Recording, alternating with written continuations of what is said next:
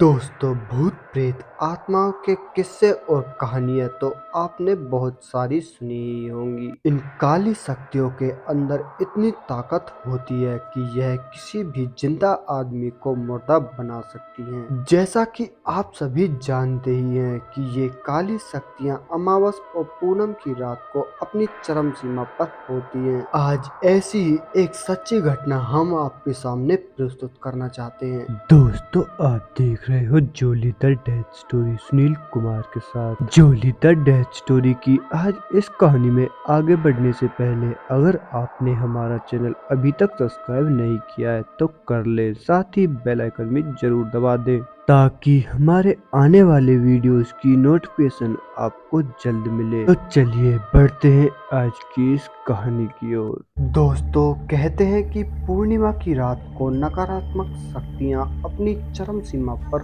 होती हैं। ऐसी ही एक पूर्णिमा की रात को अजीत के साथ दिल दहला देने वाली घटना घटी। अजीत गर्मियों की छुट्टी पर अपने गांव आया हुआ था। संजोग से उस दिन पूर्णिमा की रात थी और गर्मियों के दिन थे जब वो छुट्टियों के लिए अपने घर आया हुआ था।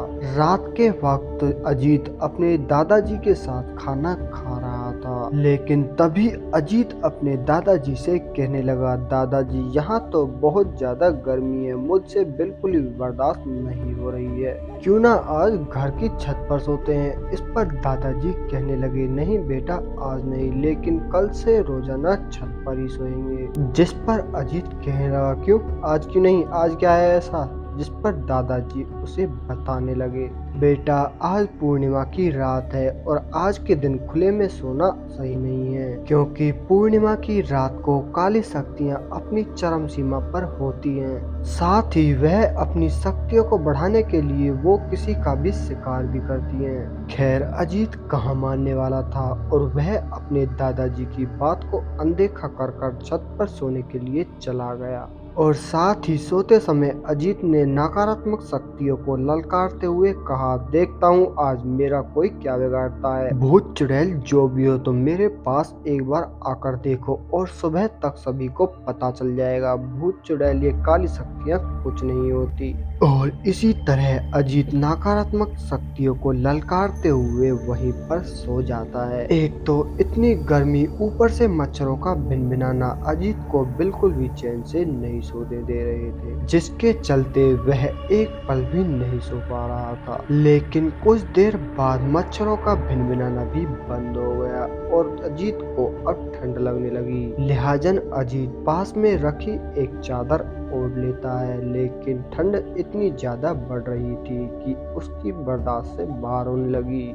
ठंड बर्दाश्त ना होने पर अजीत उठ जाता है, लेकिन उसकी नजर उसके साइड में सोते हुए एक इंसान पर पड़ी जो कि बहुत ही डरावना दिखाई दे रहा था। उसकी आंखें लाल और बहुत ही बड़े साइज की थी और उसका चेहरा पूरी तरह से नीला पड़ा हुआ था। वह बुरी तरह से एक कपड़े में लिपटा हुआ था जो कि पूरी तरह से खून में लथपथ था। केवल अपना चेहरा ही उसने बाहर निकाला हुआ था। लेकिन सबसे ज्यादा डरा देने वाली बात तो यह थी कि उसके एक आंख से खून निकल रहा था, जो उसे सबसे ज्यादा भयानक और डरावना बना रहे थे। ये सब देखने के बाद अजीत एकदम से घबरा गया और उसकी सांसें थम सी गई। तभी उस राक्षस ने अजीत की गर्दन पकड़ ली और उसे चारपाई से नीचे पटक दिया, लेकिन अजीत कैसे भी करके दोबारा से खड़ा हो गया। लेकिन उस राक्षस ने दोबारा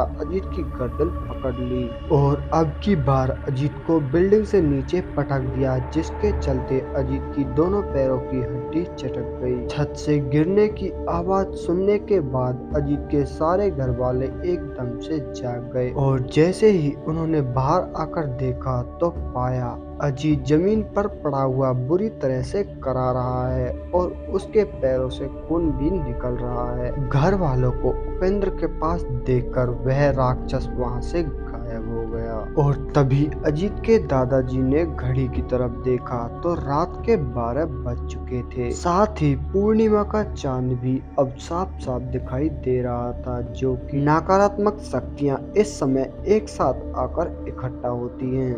लेकिन तभी अजीत के परिवार वालों ने ज्यादा ना सोचते हुए पास ही के एक हॉस्पिटल में उसे दाखिल करा दिया, जहां कुछ टाइम तक अजीत का इसी तरह इलाज चलता रहा। और बहुत लंबे समय के बाद जब अजीत को होश आया तो उसने अपने घर वालों को सारी बात बता दी। तो दोस्तों, इस कहानी में बस इतना ही। मैं आपका दोस्त सुनील कुमार मिलता हूँ आपसे बहुत जल्द एक और ऐसी ही सच्ची घटना के साथ। तब तक के लिए बाय एंड टेक केयर।